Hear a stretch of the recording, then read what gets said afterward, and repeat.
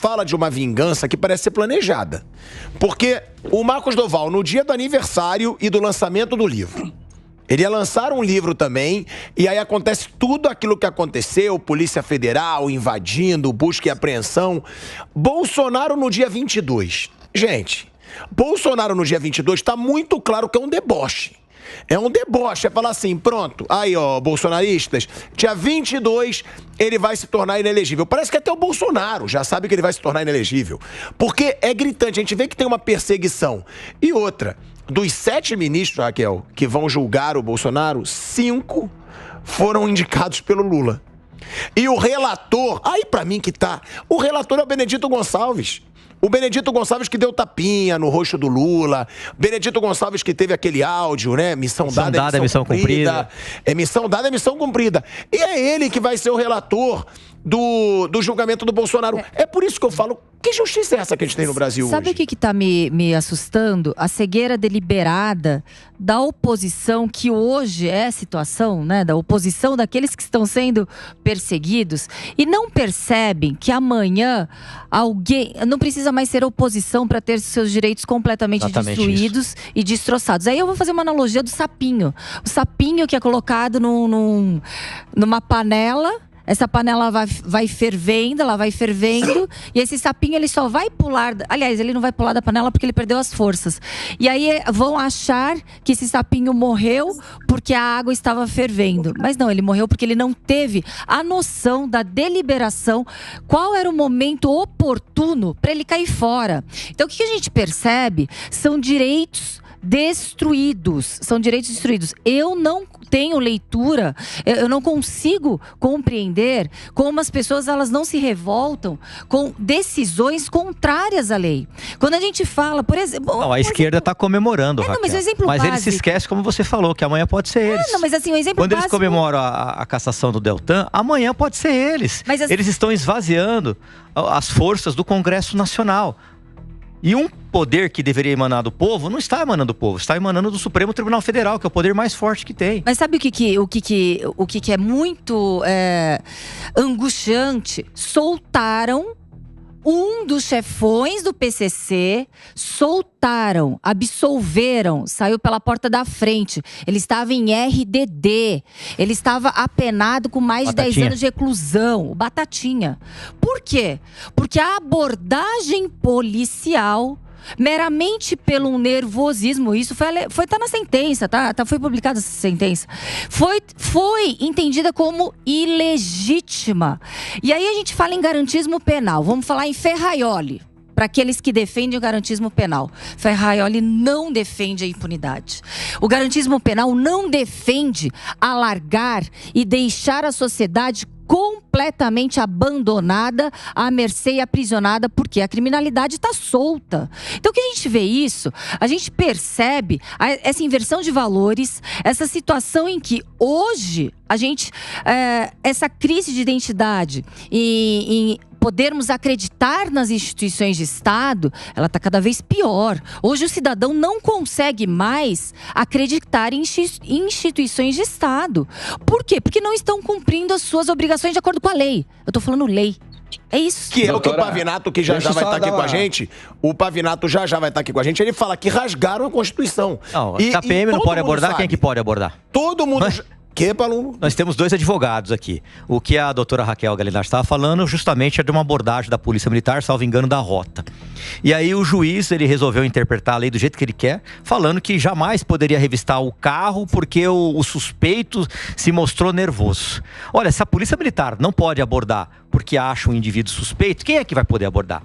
Então, nós solta logo os presos de uma vez, porque fica mais bonito. Posso falar só pra porque tá feio demais o que vocês estão fazendo. Essas decisões judiciais que vocês estão... Isso em sede de habeas corpus. Exatamente. Sabia mais. Exatamente. Essas decisões judiciais que vocês estão tendo aí nos tribunais, estão fazendo o crime aplaudir. Eles estão batendo palma, estão dando risada. Eu acho que vocês estão soltando traficantes, devolvendo o helicóptero do André do Rap. Que vergonha de ver parte do judiciário tomando essas decisões absurdas. Agora eu vou deixar uma pergunta aqui para os doutores. Se a PM, Polícia Militar, não pode abordar, quem é que vai poder abordar? Ninguém mais vai poder abordar. Então vocês estão ajudando o crime e desprestigiando todas as forças policiais. Só para complementar, eu acho que os juízes que estão julgando, esses julgadores do STJ, que eu não vou classificar como juízes, os julgadores do STJ, estão achando que o policial, ele tem que colocar a vida em risco e a vida do policial não vai importar. Porque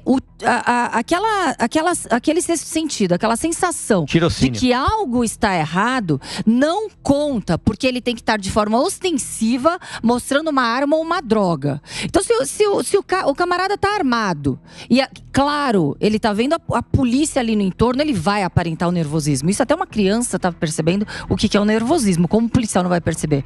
Mas é preciso que o policial dê a sua vida para esse criminoso ter possibilidade de atirar. Aí sim pode justificar uma abordagem. Então é uma situação em que realmente... Não, é vergonhoso o que eles fazem. Realmente. Esse pessoal aí, eu também não considero juiz, né? Porque juiz deveria ser de carreira, aquele que presta concurso público e sobe até o final. Vocês deveriam sair um pouquinho de vossos gabinetes com ar-condicionado e entender um pouquinho o que é a rua. A rua não perdoa, na rua não tem audiência de custódia. O policial não é pago para morrer, o policial não é pago para apanhar, o policial não é pago para tomar pedrada igual estão tomando. Parte da esquerda, ele crucificou aqueles 2 policiais militares que amarraram o indivíduo, falando que fizeram isso porque era negro. Mentira! Ele não entrou lá só para furtar bombons, não. Ele entrou lá fazendo um arrastão, levaram bebidas alcoólicas, ele já tinha outras passagens criminais, resistiu à prisão e fizeram o que tinha que fazer para conter o indivíduo. Ali não aconteceu absolutamente nada, não houve tortura. Parabéns para a juíza, parabéns para o Ministério Público, que não denunciou por tortura e não fizeram absolutamente nada. Mas eu não vejo vocês da esquerda crucificando quando ataca os policiais, quando mata os policiais, quando o policial vai abordar e alguém dá um tiro na cabeça deles, como aconteceu recentemente. Eu não vejo vocês. Então vocês são um bando de hipócritas e seletivas, que só atendem a um determinado grupo de pessoas. Vocês deveriam ter vergonha na cara, porque as pessoas cobram os outros deputados. Por que o crime está assim? Faz alguma coisa. Porque nós somos em 513 deputados e 81 senadores. E a grande maioria ainda fica defendendo o vagabundo, fica defendendo o criminoso. Aí nós temos decisões judiciais como essa, que soltam um bandido do PCC, de uma facção criminal, como é o PCC, pela porta da frente. E o cara tava com 2 quilos de cocaína.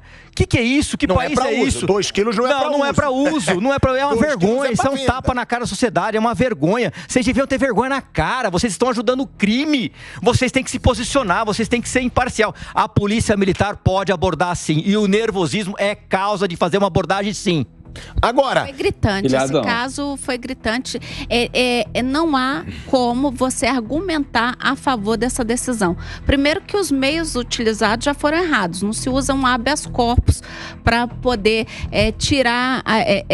desapenar alguém. Né? Neste caso, teria que ser uma ação de revisão de pena, né? Que é chamado no direito de revisão criminal, né? E não foi um habeas corpus, quer dizer, até a peça estava errada, mas ainda assim, aí o ministro chega lá e olha, não, a peça está errada, mas vamos ler com calma. Não, coitado, né? Ele estava na moto, abordaram ele a troco de nada. Né? Ele ficou nervoso. Um absurdo, gente. É um despautério. É uma insegurança. Só falta devolver jurídica. A droga para ele. É uma insegurança jurídica que a gente, como advogado, já não sabe mais o que aconselhar e orientar o cliente. Mas é isso que eu tô falando, porque eu passo pro Marcon, porque o Marcon tá querendo falar, e Alessandra, eu vou querer te escutar também, porque o meu negócio é o seguinte, eu tive até uma treta, né, com o Renato Ribeiro, nosso comentarista aqui também, advogado, quando eu falei, e ele falou, vem cá, você tá querendo questionar as entidades? Aí eu falei, as instituições, por que eu não posso? Então agora eu não vivo mais uma democracia, eu não posso dizer que eu não acredito na justiça hoje em dia. Eu não acredito. Diante do que eu tô vendo, diante das coisas absurdas que estão acontecendo, onde eu vejo um traficante super procurado, líder de uma organização criminosa, com 2 quilos de cocaína sendo soltos, a senhora que estava se manifestando, que nem estava na invasão do Congresso, que estava no acampamento, presa. Sem defesa, presa, em flagrante. E ainda agora vendo toda essa situação que está acontecendo no judiciário. A situação do Dallagnol, do jeito que foi. Agora a situação do Doval. Uma busca e apreensão na casa de um ex-presidente por causa de cartão de vacinação, gente. Isso é brincadeira, isso é chamar o povo de palhaço, um cartão de vacinação. E outra, Marcon, você ainda acredita na justiça? E você tem certeza o Bolsonaro vai ficar inelegível? Vai. Não, e A esse PM caso não do pode STJ... abordar, mas podem entrar na casa do ex-presidente, a PF pode entrar na casa do ex-presidente, a PF pode entrar na casa do senador, no gabinete do senador, daí tá tudo certo. Esse caso do STJ, a gente... já vou cuidar do jeito que eu vou falar, mas a gente tem que ser muito inocente para achar que o juiz, né, pegou, né, caiu na mão dele esse caso, deste nome, desse cidadão, e ele realmente leu toda a peça e deu essa decisão como se fosse qualquer um que ele iria dar essa decisão, né? Então, assim, vamos ter também não vamos ter respeito com o nosso cérebro também, por óbvio, né? Talvez algo, né, sobrenatural tenha acontecido. Mas eu queria dar um passinho atrás e voltar e dizer uma coisa aqui. Eu acho que hoje o maior risco que o Brasil tem é a perda da democracia. Quando a gente diz, hoje são eles, amanhã vai ser nós que estaremos no poder. Lá na Venezuela, talvez, quando teve essa degeneração, né, democrática lá, essa degradação democrática lá, talvez alguns comentaristas e alguns parlamentares pensaram isso também. Não, mas quando nós voltarmos ao poder, a gente vai botar a lei de volta, né, não vai ter perseguição, mas eles nunca mais voltaram ao poder. Então eu vejo que talvez algumas coisas estão sendo feitas nesse país justamente porque se tem a certeza que talvez a direita, os conservadores não voltem mais ao poder daqui 20, 30, 40, 50 anos. Que é isso que está sendo montado agora. A gente tem um Supremo, onde basicamente estão todos lá os apoiadores de um espectro político. Não é mais só o Supremo, a gente vê no STJ, em outras instâncias da Justiça. Né? Eu não confio mais na Justiça, porque a Justiça se autodestruiu ao dar algumas decisões, como essa que nós estamos citando agora, dentre outras, como a do Deltan, que hipoteticamente ele poderia ter um dia sido aberto um PAD, e hipoteticamente ele poderia ser... Isso não existe, né, gente? Foi julgado para ele perder o mandato. Não existe Constituição. Hoje, até foi o Aldo Rebelo que falou isso, olhem só, existem 11 constituições no Brasil, são 11 ministros do Supremo. O que nós aprovamos... Vamos pegar o marco legal aqui, Júlia. A gente aprovou o marco legal na Câmara. O Senado já tem assinatura suficiente para votar em regime de urgência, ou seja, o Pacheco, se tivesse um mínimo de dignidade, colocaria em votação e também seria aprovado. Mas vai chegar no Supremo e o Congresso não manda nada. O que Alexandre de Moraes ou o resto dos ministros decidir é o que vai virar lei. Ou seja, quem diz que nós vivemos numa democracia, na tripartição de poderes, no respeito ao Estado Democrático de Direitos, não conhece o que está falando. Porque nós não vivemos mais isso. Como vocês falaram aí, por enquanto foi o Doval, vai ser o Moro, vai o Bolsonaro, foi o Deltan, daqui a pouco vai eu, a Júlia, o Palumbo, e aí eles vão pegando um pouquinho de cada e a população mas é isso que eu falo. Você está falando que você teme o fim da democracia, então a democracia já não existe. A democracia já não existe. Não existe democracia no Brasil. É óbvio que não existe. Enquanto em uma democracia um deputado eleito com 345 mil votos vai ser retirado do seu cargo do jeito que foi. Isso não é democrático. Quando uma justiça vai mudar o entendimento jurídico que eles mesmos tiveram sobre a prisão em segunda instância anos antes, para soltar um cara que foi preso por corrupção, desvio de bilhões do Brasil e que agora é presidente da República. Isso não é justiça. A justiça em país civilizado não funciona assim. Vai lá ver se nos Estados Unidos, na Alemanha é assim. Não é. O Brasil virou uma farra jurídica que o Congresso hoje, a Júlia e o Palumbo sabem. A gente está lá e mesmo nós aprovando uma legislação, nós precisamos que o PSOL não entre no STF contestando ela. Porque se o PSOL entrar no STF contestando ela, já era a legislação. Tem um caso agora, só para concluir, Pilhado. A ministra Rosa Weber, ela quer julgar até outubro a liberação do assassinato de bebês até o 3º mês. O Congresso já disse que não concorda, mas o Congresso não interessa mais nessa democracia que a gente vive. Quem vai julgar são os ministros progressistas que estão lá. Ou seja, vai se liberar clínicas de assassinato de bebês até 3 meses no nosso país, porque o Supremo, que não tem nenhum voto, decidiu. O que o Congresso pensa não faz diferença nenhuma. Se isso é democracia, olha, não é como Montesquieu pensou lá na tripartição de poderes. Nós vivemos uma pseudo-democracia que tenta se ver, inclusive o candidato à presidência que desvia defender a democracia é o que se reúne, né, com ditadores. Inclusive agora em Brasília, nos próximos dias a gente vai ter um encontro do Foro de São Paulo, que vem ali representante de Nicarágua, de Cuba, que não existe democracia. Então, assim, dizer que vivemos numa democracia, está na hora de nós virarmos essa página, de nós entendermos que o maior risco que nós temos hoje é de alguns anos, daqui pouquíssimos anos, nós não termos mais o direito do voto, tá? Como acontece nesses países, porque é isso que eles querem. Se não fosse isso que eles quisessem, qual é o interesse de se juntar com o Maduro, né, com o da Nicarágua, com o de Cuba? Nenhum. Eles querem aprender como é que faz. Eles estão aprendendo através do judiciário, da grande imprensa. O Congresso, que é conservador, teoricamente, que não se vendem, um pouco mais a Câmara, não faz diferença. O que nós aprovamos ali, simplesmente entra um cara do PSOL no judiciário com uma decisão monocrática, como foi agora a do Lewandowski, tirando a lei das estatais, por exemplo, que permitiu que tivesse políticos, né, em estatais, que tinha sido algo aprovado pelo Congresso, Câmara e Senado, chancelado pelo presidente, um ministro, por algum interesse, sabe-se lá qual, a gente sabe, mas não pode falar, porque senão pode ser preso, porque nós não vivemos numa democracia, né? Deu uma decisão monocrática e acabou com a lei. Isso é democracia? Só ser no Brasil, porque no mundo isso não é encarado como democrático. Olha aí, ó, vou trazer pra roda aqui, já o Pavinato tá chegando também, que ele escreveu até uma coluna, né, para um jornal sobre essa situação do Bolsonaro ser elegível ou não. Agora, com que base, né, principalmente aí os advogados, o Alessandro quer falar também, quero ouvir a Elaine, com que base o Bolsonaro pode ser inelegível e o Lula não? É aí que eu entro nessa pergunta, porque o Bolsonaro, como a gente sabe, qual é a maior acusação? Ter questionado as eleições, né? O presidente. Tá bom, o que o Lula fez foi muito pior.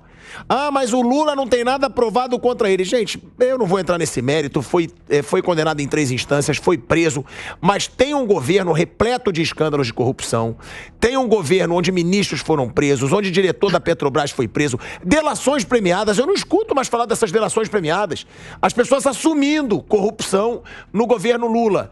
E aí o Bolsonaro vai ser inelegível e o Lula não? Isso tem algum cabimento, Alessandro? Porque é muito bizarro, a gente vê uma perseguição. Parece que é assim, ó, o Bolsonaro é uma ameaça. Nós tememos o Bolsonaro. Ele não será elegível para que a esquerda não tenha um concorrente, um rival à altura. Eu tô errado, Alessandro? Não, não tá. O Bolsonaro, dia 22, vai se tornar inelegível. Já podemos até antecipar, baseado até na questão do Dallagnol.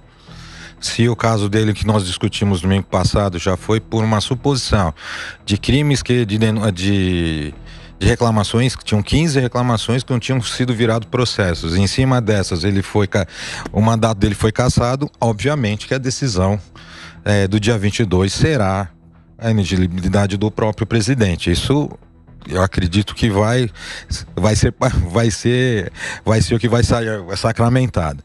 Mas a gente está falando sobre questão do poder judiciário, né? Nós que advogamos, se nós tivermos processos similares, a mesma causa pedir, por exemplo, se ela pegar 2 sócios de uma empresa, eu pego um, ela pega o outro, e a gente entrar com ações distintas e que caírem em juiz distinto, ela pode ter uma e eu ter outra. Ninguém vai saber como é. Não, ela pode conseguir uma absolvição ou uma sentença extremamente favorável e a minha pode ser totalmente condenatória. Mas e que justiça é essa? Que é o que a gente fala, é tudo interpretativo. Então você vai tornar inelegível quem você quiser, você vai tornar elegível quem você quiser e você vai dominar o país. Porque se é tudo interpretativo, não existe mais lei. Cadê a Constituição, então? Porque a Constituição não é interpretativa. A lei tá lá. Você tem que seguir a lei, né, de 1988, a Constituição Federal. E não se segue. Então a gente está completamente nas mãos da justiça. É isso que eu falo. Está na mão do juiz. Eles vão tornar inelegível quem eles quiserem. Está na mão do juiz. O princípio do juiz natural. Ele tem essa capacidade de fazer. Ele tem a capacidade, pelo seu conhecimento, de julgar. Ele tem que seguir as leis. Primeiro, tem que seguir a lei. E qualquer omissão de lei ou analogia, ele usa a sua própria expectativa, a sua experiência de vida. Então, é interpretativa. Por isso que eu estava falando. Se nós dois advogamos para sócios da mesma empresa, que são, nós entramos com ações autônomas, elas podem ter decisões completamente divergentes, totalmente diferentes uma da outra, com a mesma causa de pedir, com o mesmo princípio, com tudo. E a gente pode ter decisões diferentes. E você imagina isso nas esferas maiores. STF, mas é a política, né? É um viés político. O que eu espero? Viver num país justo. Agora, a partir do momento, Elaine, que eu não confio na justiça do meu país, acabou. Eu não confio mais em nada. Porque chegou um certo ponto, o político é corrupto, é safado, pô. A justiça vai pegar esse cara. A justiça baseada na lei, na Constituição, ela vai botar esse cara na cadeia, ela vai tirar esse cara do cargo. Hoje a gente não acredita que isso vai acontecer. Hoje é de acordo com o interesse deles. Esse aí fez besteira, mas esse tá ligado ao governo, pode ajudar. Não, vamos arquivar o processo. Esse não. Esse é de direita, esse vai fortalecer uma oposição. Pronto, tira, vamos tirar o Congresso, vamos tirar o processozinho. É isso que passa, é essa impressão que passa pra mim, que eu sou um leigo, eu não sou da justiça. Mas eu leio, eu acompanho as coisas. Eu não gosto... Vou te dar a palavra, Júlia, já. Eu não gosto de generalizar. E nem gosto de extremismos. Eu acho que a gente tem sim problemas, como toda nação, e a gente tem problemas graves como esse que a gente acabou de falar, de um sujeito do PCC ser, acho que foi descondenado, né? Já não sei. Foi absolvido. Absolvido, já não sei nem que expressão. Só faltaram devolver as drogas para ele, só isso. É grave, né? Provas que assim como a gente tem, por exemplo, na Câmara, deputados que, como bem pontuado aí pela deputada Zanata, se negociam seus votos, né? E é lamentável. Né? Mas nós temos tantos outros que sabem o que estão lá fazendo, sabem da sua responsabilidade, da confiança que foi depositado neles, como é o caso aqui do deputado Palumbo, do deputado Marcon, né? Então, eu não gosto de generalizar e nem gosto de extremismos. Eu acho que a gente tem 30 anos de democracia e a gente não pode simplesmente tomar atitudes que a gente acabe com a democracia e volte para um autoritarismo, seja ele promovido por Forças Armadas, seja ele promovido por algum líder de esquerda ou de direita. Eu acho que a gente precisa, como sociedade, amadurecer e começar a questionar e pedir reformas. Por exemplo, a gente precisa, por que não pensar na reforma da Constituição, na reforma política? Tem tantas reformas que a gente precisa começar a debater, a dialogar. Eu acho que enquanto a gente fica nesse embate, né, direita e esquerda, a gente tem aí,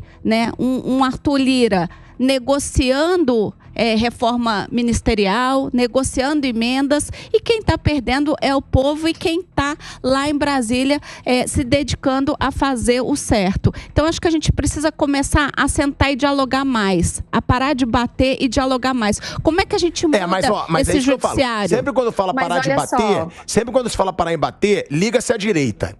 Liga-se à direita. E aí é a maior lorota que existe. Porque falam que o Bolsonaro era violento, que o Bolsonaro era brucutu. O que o Lula já pregou de ódio em 5 meses... Então, já sei que... mas quando se fala em discurso de ódio, se fala muito da direita. Sim. E eu vejo um Lula agredir todo mundo. Não, mas vamos tirar isso. Vamos deixar isso de lado e vamos falar, por exemplo, o judiciário tá assim. Por que a gente não começa a discutir a questão de mandatos que não sejam... Por indicação? Vitalício? Vitalício, obrigada, deputada. Vitalício, por que a gente não discute mandato de 5 anos? Mas a gente de 10 discute, anos? Essa semana ainda assinei uma PEC, mas isso não vai pra frente. Não vai pra frente, exatamente isso. Não vai pra frente. Não é interesse do governo. Então a gente precisa pedir um apoio projetos de lei, várias PECs boas, mas aí, por incrível que pareça, não sei por que não passa por regime de urgência, entendeu? É isso. Enfim, eu acho que... Eu concordo com a doutora aí, mas tem certas coisas que estão sendo debatidas, sim, na Câmara dos Deputados, eu posso dizer, vários projetos bons. Botei minha tiarinha, tá, gente? O pessoal estava pedindo, que é a marca do meu mandato. Vários projetos bons, vários PECs boas, só que não vai para frente, porque justamente não há interesse de se modificar a forma que acontece. Você está falando de reformar, por exemplo, a Constituição. Mas a nossa Constituição, ela tem sido reformada. Reformar não, Júlia. Reformar não. Eu sou a favor de seguir a Constituição. A Constituição não é seguida. Eu falei... A doutora estava falando. Eu falei... Ela falou que porque tem reformar a Constituição. Pontos. Exato, foi mas dado olha muito só, poder eles ao estão poder reformando a Constituição todos os dias. Eles estão reinterpretando a Constituição da forma que eles querem todos os dias. E isso não está sendo feito pelos representantes eleitos, porque a gente pode acha ruim, muitos deputados que estão lá acham ruim, muitos senadores que estão lá, mas pelo menos essas pessoas que estão lá têm votos, foram votadas, certo? Como o Marcon disse, se tiver uma decisão do STF na questão do aborto, é um absurdo, porque só quem pode decidir isso é o Congresso Nacional. O STF não pode decidir um assunto que é do legislador. Então, eles estão reformando todos os dias a Constituição, reinterpretando. O marco temporal. Não, agora a gente decidiu que vamos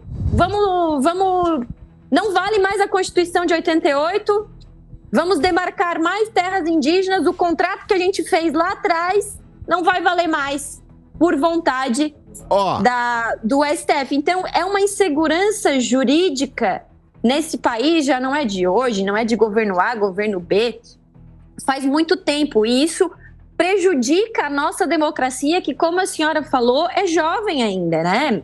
É jovem a democracia no Brasil. Exato.